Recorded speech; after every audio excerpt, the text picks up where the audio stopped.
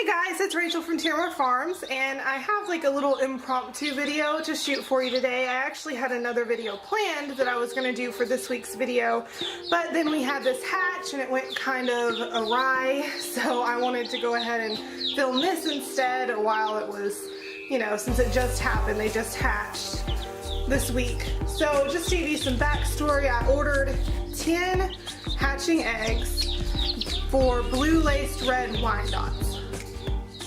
I ordered 10 because in the end I wanted to have at least about 6 chicks, and I knew that with the shipping and possible temperature fluctuations when it's, you know, on its way from the original hatchery down to here in Tennessee, the temp could switch, you know, different things like that. They could be possibly damaged in shipping.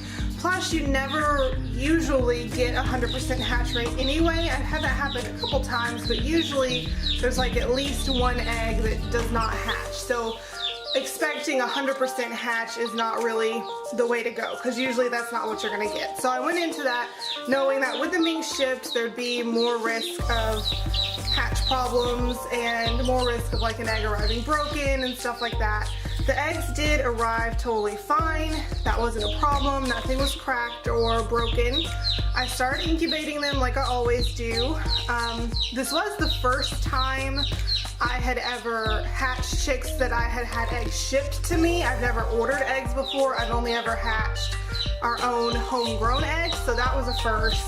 So I incubated them like I normally do, and then at 7 days, about 7 days, I candled them, and at that time there were 7 viable eggs that I could see were developing, and 3 that I could tell were totally empty. Nothing but just the yolk and the albumin, and nothing had started to develop. There was no growth or anything like that. So I knew from there that 3 of the eggs were not going to be hatching. Today is day 23, I believe. The chicks started hatching 2 days ago, so not yesterday but the day before. And so far we only have 4. So we didn't get a full hatch even of the ones that were showing as fertile at 7 days. I know that on my end everything has been the same as it always has been. My incubator stayed at a steady temp. I rotated them 3 times daily, morning, noon, and night. I kept the humidity wells full and the little windows set to the right setting, so everything was totally fine on my end. If something happened in my hatching process, it was something that I didn't ever see or catch. You know, nothing appears to be any different from this hatch from any of the other ones I've hatched, other than that I bought these eggs and had them shipped in instead of hatching my own. And I'm not going to say like where I got them from or anything, because I don't want to throw anybody under the bus. I'm not saying that it's like a problem with the hatchery, because they were NPIP certified and everything. So I think, you know, maybe it's just that when you have them shipped, there is a greater risk for things to go wrong because the eggs are older, they have to travel. You know, it's definitely not like just taking them from your backyard and then starting incubating them like the same day or the next day or something like that. So the hatch rate wasn't that great. It was only, let's see, 4 out of 10, so only a 40% hatch rate. That's pretty low. It's the lowest I've ever had happen, so I was really disappointed in that. If I had known the hatch rate was going to be so low, I would have ordered more eggs, because like I said, I was hoping for at least 6 chicks and ended up with only 4. So I am going to try again because I really love the blue laced red Wyandottes. I like the Wyandotte breed in general, and that particular color is really gorgeous, so I will be ordering more. I may give the same place a second try and see if it's more successful, or I may try somewhere different. I'm not sure yet. Again, I'm not going to throw them under the bus. I don't think automatically that it was something to do with them. It could have been anything, you know. But from the hatch, I have 2 that look like they are going to be the blue color. Let me go grab one of them for you real quick.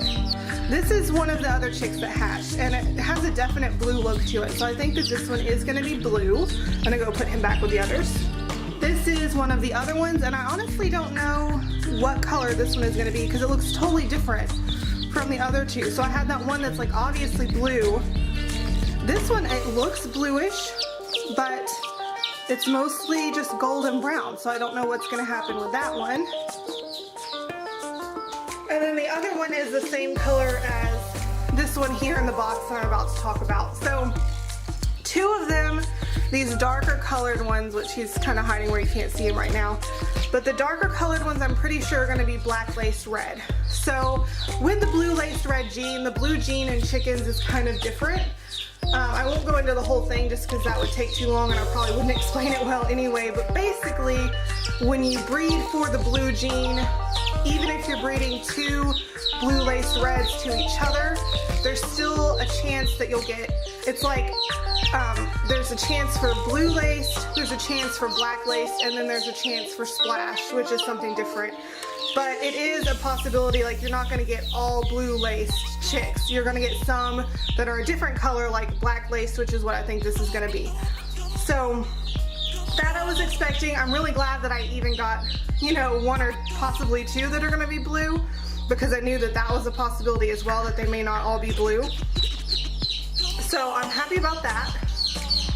And the black laced red is a really pretty color anyway as well. But poor hatch rate aside, one other thing has gone awry, and that is with this chick's foot. I'm hoping that he'll be able to live. I think he or she will probably always need some special treatment, which is why I'm housing her, I'm just going to call it a her because hopefully it's a hen, away from the other ones, because there's definitely a possibility she could get bullied. So let me just go ahead and show you what happened. Come here, little one. She was born missing 2 of her toes. You can see on this foot, the normal foot, she has 3 toes and then her little 4th smaller toe. And on this foot, she only has the 1 toe and then the smaller toe. Also, it seems to be kind of twisted, and initially I thought, well, okay, I'll just make her a little prosthetic with 2 fake toes, but there's a problem here in this joint. It does not bend. It can't bend. So her leg is stuck in this position. She does seem to have, like, she seems okay otherwise. She doesn't seem to be ill or anything, but she does have a little bit of trouble walking around, obviously, because it's lopsided. So you can see she doesn't get around as well as the other ones, which is another reason I'm keeping her separated, because I don't want her to get bullied. I don't want her to get pushed off of the feed or anything. But I'm not sure what I'm going to do about that leg. My thought right now is that if she seems to be okay going forward, and she seems to be able to get around decently and eat and drink just like normal and doesn't seem to be suffering at all, because I'm not going to keep an animal alive just for my sake if the animal's quality of life is poor, because it's not fair to the animal. But I'm hoping she'll be okay, and then possibly when she reaches her adult size, I'm thinking maybe a vet could potentially amputate the leg at the joint where it's not bending and attach a prosthetic. Because I googled this, and I know that they do actually make prosthetic legs for chickens. Or she may not even need a prosthetic. My mom, when she was growing up, she had a chicken that lost a leg due to an accident. I think she said that like a rat got in the coop or something and chewed its leg, but it was able to get around just on 1 leg hopping, so maybe she'll be able to do that as well. I don't know, I'll see what the vet thinks. I do think it will probably need to be amputated though, because being in that position, I think it's making it more difficult to walk. I don't think it'd be a good idea to do that to a chick, so I do think we'll need to wait till she's an adult and see where to go from there. But that's our little chickie. I don't know what the end result is going to be. I'll keep you updated because I've never had this happen before. The only kind of leg issues that I've had with chicks are the typical ones, like sometimes they can be born splay-legged, where their legs don't really support them and they splay out to the sides, and then you can brace those together in the middle to kind of give them more support, and that can usually be corrected. I've also had them born where their toes stayed curled up, and with that you can straighten out their toes and use like medical tape to tape them flat, and that can be corrected as well if you catch it early enough.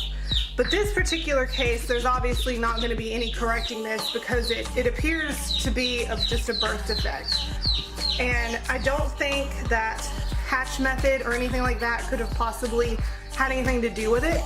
because I don't think that, you know, any problem in the incubation is going to cause a birth defect like this. I think there's two possibilities. I think either one, it's just a fluke, because these things happen. You know, sometimes something goes wrong in the development in, you know, any kind of animal or even humans, and then they're just born with a birth defect. So it can be a totally random thing. That could be it. It could be a genetic component. I'm hoping it's not a genetic component, because if it is, then that means that potentially in the future I do want to hatch my own blue-laced red Wyandotte eggs from my own flock. And if it's a genetic component, then I may see this happen again. And of course, if I saw it happen again, then I would not continue hatching the eggs, because then obviously it would be something genetic. But I'm hoping, let me see if I can get back around where you can see her. I'm hoping that it was just a fluke and that it was not anything genetic. And I'm also hopeful that she'll be able to be okay. Like, I know at a hatchery they would have just culled it as soon as they saw the deformity, and part of me thinks maybe that's what I should do as well, but then the other part of me is just like, I don't know, disappointed and not wanting to do that, wanting to give it a chance. So it's always that like tough decision between knowing when you should give something a chance and see if it can have quality of life, or when it's going to be best just to cull it. But these things do happen in homesteading and farming, so I'm just going to wait it out and see if it's suffering. If it doesn't do well, I will go ahead and cull it, because I feel like that's the humane thing to do. But if it seems to be okay, then I'll keep it around and it'll be fine. So anyway, that's just a little update I wanted to give you since we just had this hatch. I'm not sure what exactly caused this hatch to not go very well, but hopefully in the future I can get some more blue-laced red Wyandotte eggs and maybe they'll do a little bit better. But as always, thank you for watching. You can follow me on Facebook, Instagram, and Twitter. I'm at Tiramar Farms, all those places. And be sure to subscribe down below so you can see all our updates about this little chick and other videos that I put out as well. And I will see y'all next time.